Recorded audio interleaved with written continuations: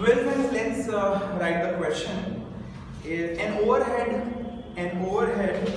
three-phase transmission line.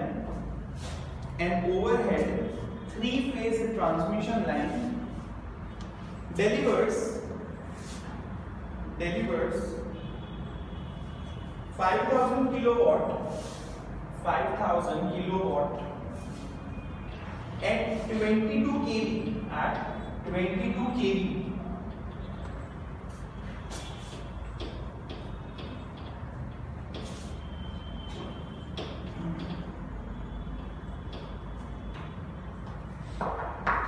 at 0.8 power factor lagging.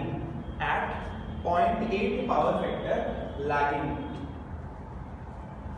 This is the thing which is given to me. Let us try to understand what exactly it is. Fine. अच्छा क्या बोला है?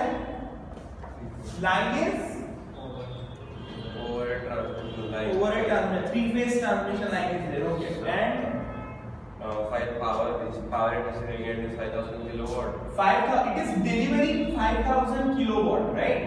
At 0.8 power factor lagging. 0.8 power factor lag 0.8 lag पे वो इतना power deliver कर रही है, मतलब ट्रांसमिशन लाइन है वो इसको जो पावर डिलीवर कर रही है, लोड जो कंज्यूम कर रहा है, दैट इज 5,000 किलोवाट. पता चला कि नहीं पता चला? एट 0.8 पावर फैक्टर लैग पता चला.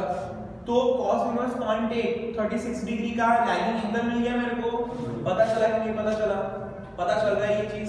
Okay, so we understood 36.86 degree पे वो करंट लैग रहेगा, राइट? ओके, यानी if this is my voltage that is receiving a voltage at what volt it is delivering 22 kV. Okay, so receiving a voltage is equal to 22 kV. People generally get confused into this term as well, whether we have to consider this as VR or VS. Boss it is delivering मतलब वो load को deliver कर रहा है, वो sending end है ही नहीं. It is always about the receiving end part. पता चला कि नहीं पता चला? So this is the receiving end voltage V have got, it is 22 kV. कितने पावर फैक्टर 0.8 लाख पे वो 5,000 किलोवाट को डिलीवर कर रहा है. समझ पड़ा कि नहीं समझ पड़ा? कोई डाउट इसके अंदर? Done. Okay, so we understood. See here what I need, if I want to find out sending and voltage, what is needed? I should know what is my current. It is must.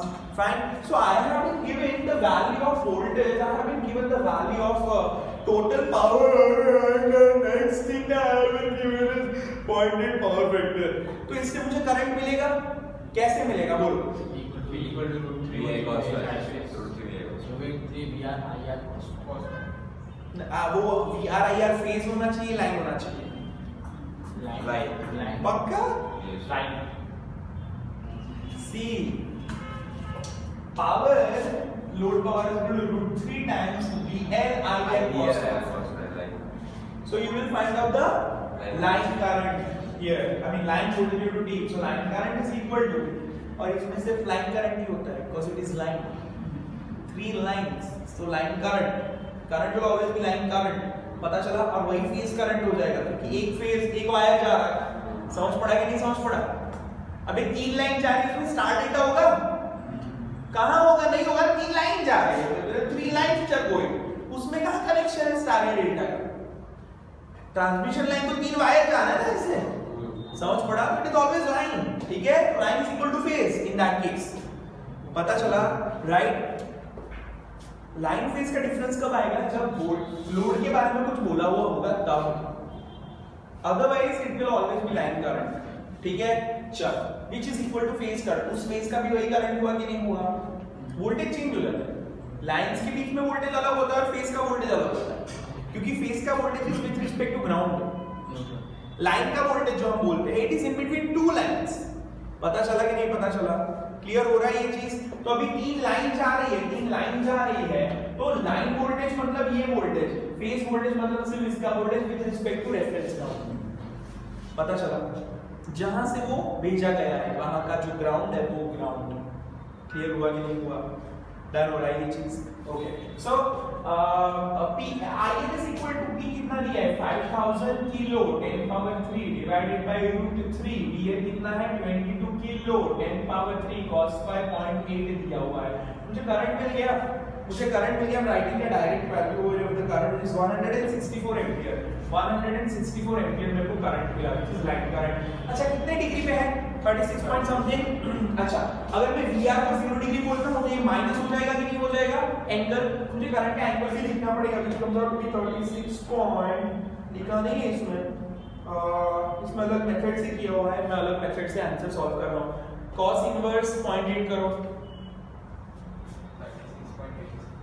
so phi is equal to 36.86 lag और lag मतलब वो नीचे जा रहा है तो वो negative आएगा कि नहीं आएगा, so we can say therefore I which is equal to 164 at an angle minus 36.86 clear। पता चला कि नहीं पता चला। अब मुझे करंट मिलेगा, अब मुझे क्या करना है Z ढूंढना है, तो उसके लिए और डेटा मुझे चाहिए तो चलो उसके बारे में बात करते हैं। लिखिए the resistance and the reactance of each conductor, the resistance and the reactance of each conductor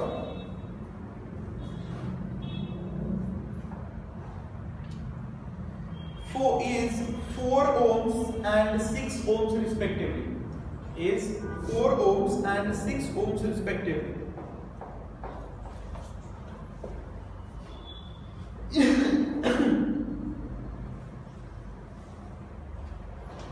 Determined sending end voltage,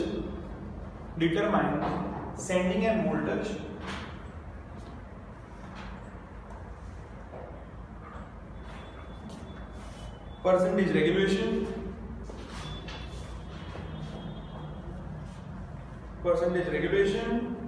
and transmission efficiency,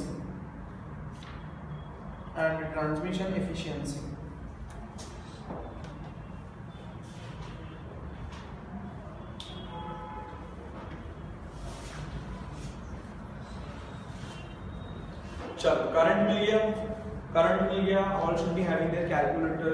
अभी अपने कैलकुलेट करेंगे बहुत सारी चीजें बराबर, नेक्स्ट टाइम से विदाउट कैलकुलेटर मत आओ राइट, बहुत सारे कैलकुलेशंस रहेंगे इस सब्जेक्ट के अंदर, बहुत सारे calculations.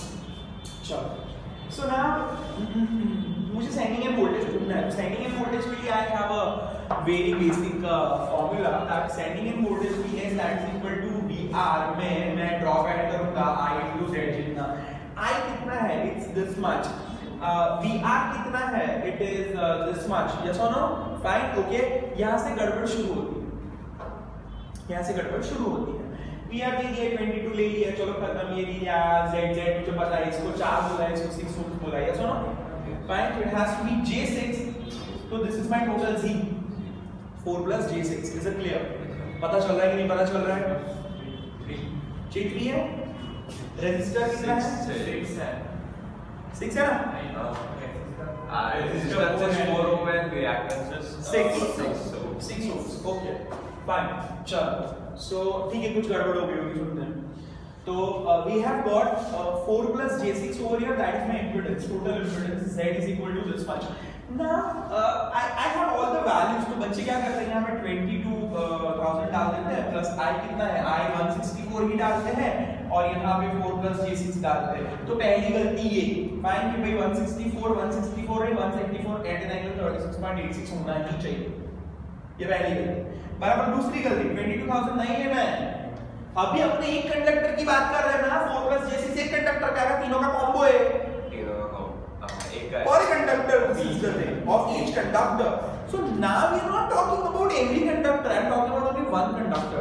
So one conductor is not possessing 22 kilovolt, it is a line voltage, so every conductor is having a phase voltage now, so all the calculations that we do now onwards will be in phase। This current is also phase current, but in case of a transmission and line current is equal to phase current, so there is not an issue। Is it clear? पता चला कि नहीं पता चला? अभी मैं एक conductor की बात कर रहा हूँ, पता चला कि नहीं चल रहा है, ये क्लियर हो रहा है? So now all the things I have to convert into phase quantities, right? आपने model what so we have understood, we have got a lesson that all the quantities that we are considering over here should be in phase. बराबर, जब भी मैं equation लगाऊंगा तो वो कौन से होने चाहिए? फेज में होने चाहिए. सर पहला वाला लाइन में काय को किया आपने? भोगेलाल P is equal to root 3 VRIL cos phi that we have already derived into SEM 1 element of electrical engineering. इसमें मुझे लाइन वोल्टेज ही चाहिए तो मैं लाइन वोल्टेज रखेगा, लाइन करंट मेरे को मिलेगा. समझे कि नहीं समझे? सही पकड़ा है, सही पकड़ा है. तो चलो अभी अपने आगे बढ़ते हैं. तो Vs it is equal to Vs that is equal to VR plus क्या है Iz. Oh yeah, I into Z. तो VR कितना होगा? 22,000 divided by root 3 plus I think I 164 at an angle minus 36.86 multiplied by 4 plus J6 बराबर ये कितना हो रहा है?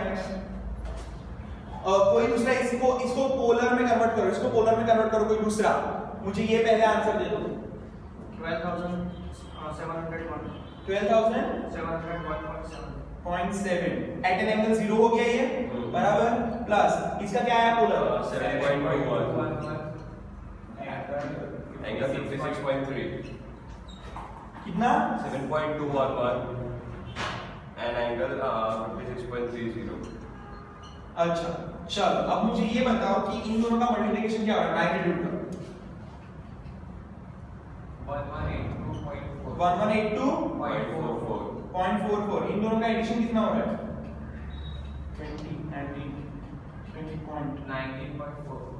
90.44 बराबर डिग्री पॉजिटिव आ गया. अब इसको रेक्टेंगुलर में कन्वर्ट करो. ये तो रियल पार्ट ना?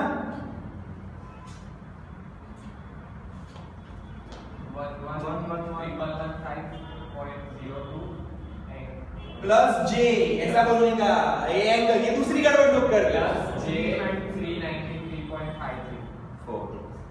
चलो तो यहाँ पे रियल का ऐड कर दो, इन दोनों को ऐड करो.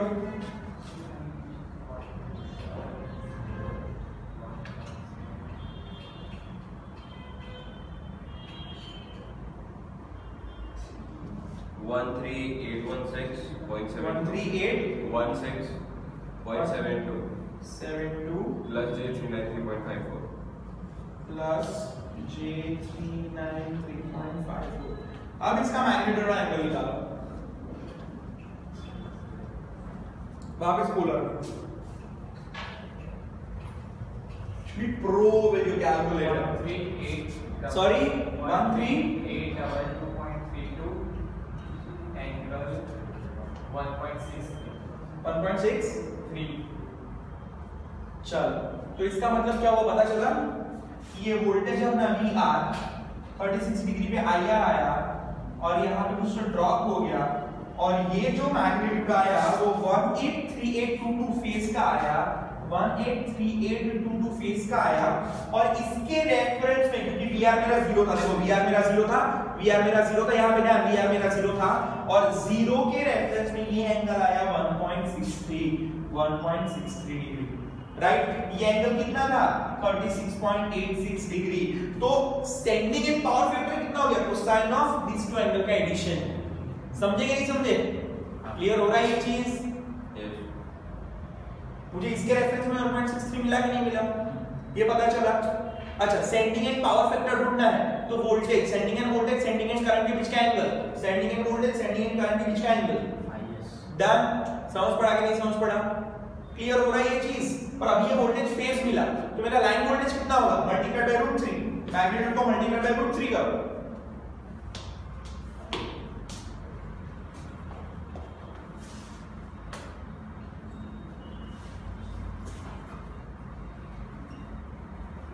कितना होगा ये लाइन? 23.940 kilo volt. मतलब 23.9 किलो वोल्ट भेजा था, 22 किलो वोल्ट ही मिला. तो रेगुलेशन है कंसीडरेबल. फाइन, तो रेगुलेशन फेज पे कैलकुलेट करना है हमें. तो चलो पर कंडक्टर कितना रेगुलेशन हो रहा है, let's calculate.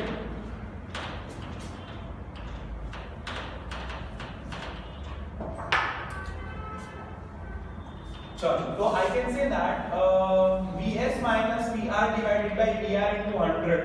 So percentage regulation is equal to, तो Vs कितना है सेंडिंग एंड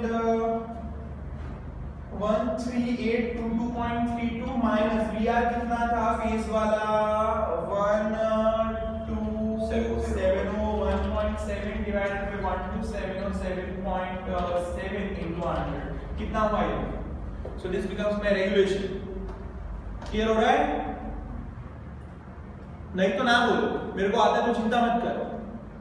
So वो BSc क्यों दे दिया? Right. The reason is that we are talking about a regulation on a conductor. Fine. Conductor में क्या regulation है? तो conductor एक हुआ मतलब मैंने phase voltage लिया. ठीक है? Fine. बोल. 8.8 है? क्या है? 8.8%. चलो efficiency कैलकुलेट करते हैं. तो efficiency से बड़ा आउटपुट हमारा इनपुट मतलब 5000 दे दिया है वो 5000 किलोवाट डिवाइड बाय इनपुट मतलब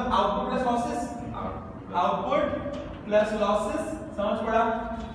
क्लियर हुआ कि नहीं हुआ? लॉस किस में होता है? R में होता है I2R. तीनों कंडक्टर में होगा I2R. तो I can say that losses is equal to 3 times I2R. क्योंकि R फेज है. It is phase. This is phase. समझ पड़ा कि नहीं समझ पड़ा? Clear? So I have got 3 times I square 164 the whole square multiplied by phase is 4. कितना होगा? किलोवाट में बोलना. डिवाइड बाय 1000 करके. ना. 322.752 kilowatt. Okay, so efficiency is equal to 5000 divided by 5322.75 into 100. कितना हुआ? 93.93. Correct. 93.93%. क्लियर हुआ कि नहीं हुआ? सब मिल गया अपने को? इजी, बहुत सिंपल. मेरे को भी आता है. Just imagine. चलो लिखो. Yes, line phase, they are very important terms.